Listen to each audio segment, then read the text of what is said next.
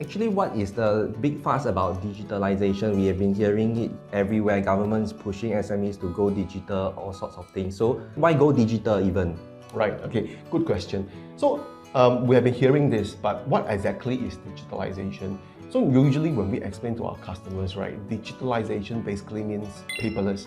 I mean, of course, not really mean by that, but in a layman term, when you're without paper, right, everything's so much easier. So I can give you an example how a typical account department function. So say for example, now you need to pay a supplier. Imagine your supplier sends you an email. Without digitalization or without paperless, right, what the accountant will do is they will print out the paper invoice and then prepare a payment voucher, get the director to approve it, and then once the director approves it, and they issue a check and then mail it out.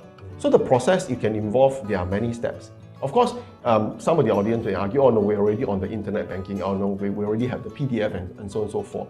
But how about this? If you are in a paperless environment, like what my company did, when a paper invoice is in via email, what we will do is we immediately attach in our software, and then from our software, we ask for the director's approval.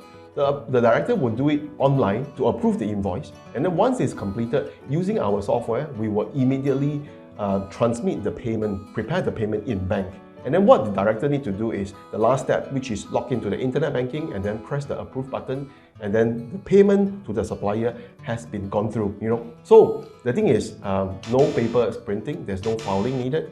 And with this, right, the efficiency of this payment actually gone up, I would say at least by 100 to 200%. Sounds good. So what is the benefit for SMEs? The other thing about paperless is that, now currently hiring someone in Singapore is so expensive. I think all my business friends, all the companies are all facing manpower crunch. So imagine if, let's say, all your processes are online. Now you have the opportunity to start hiring people not actually inside Singapore. You can hire people from overseas. On the other hand is you have greater flexibilities that you allow staff to work from home. So one of the hot topic right now is, after COVID, a lot of employees actually request the company, can we continue to work from home, but on a hybrid model, meaning that, a few days I come to office and a few days I work from home. So without paperless, this kind of arrangement is totally not possible. And SMEs, we are all fighting for talents. What if there are two companies offering the same salary, but one company offers the employee the flexibilities of working from home and in office, and the other one is 100% have to work in the office? So eventually, I think the answer is very clear.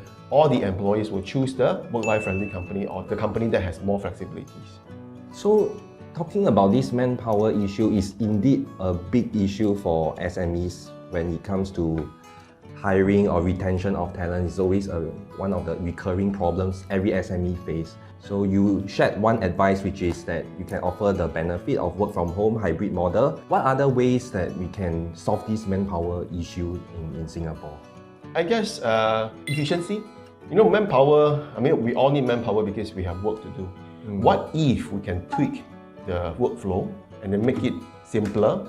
One of the things that we always encourage our clients to do is to reduce wastage. All right, so what is wastage? It sounds like stop throwing rubbish or recycling. Not really. Wastage is defined as the work that we do and then there is no value to our client. I'll give you an example.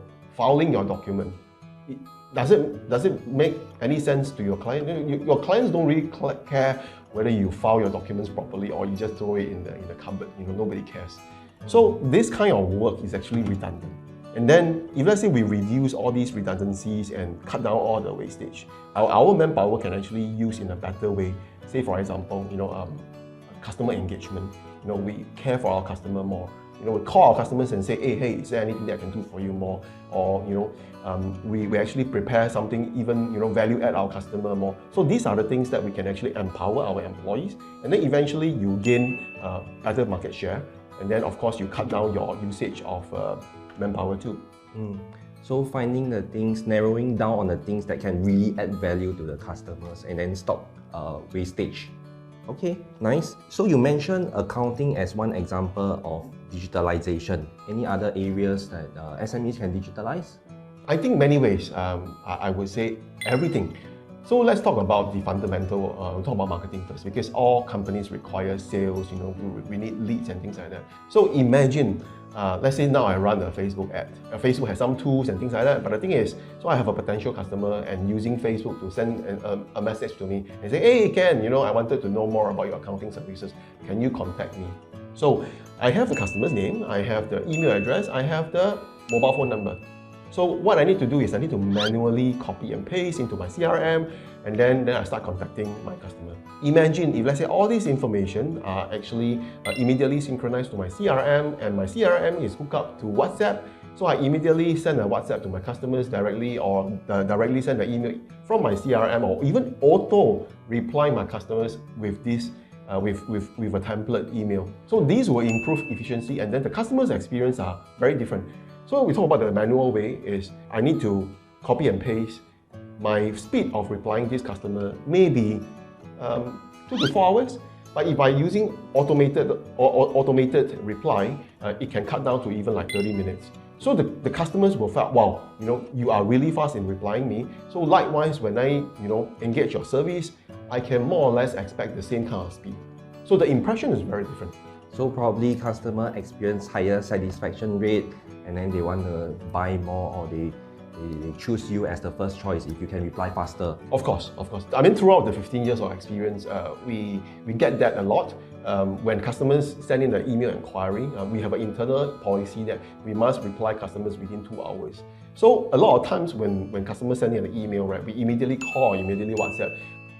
One of the common reply was, wow, why are you so fast? I just finished sending my email, that kind of thing. So they are impressed. And then of course, when you have good impression, the chances of getting the business is much higher.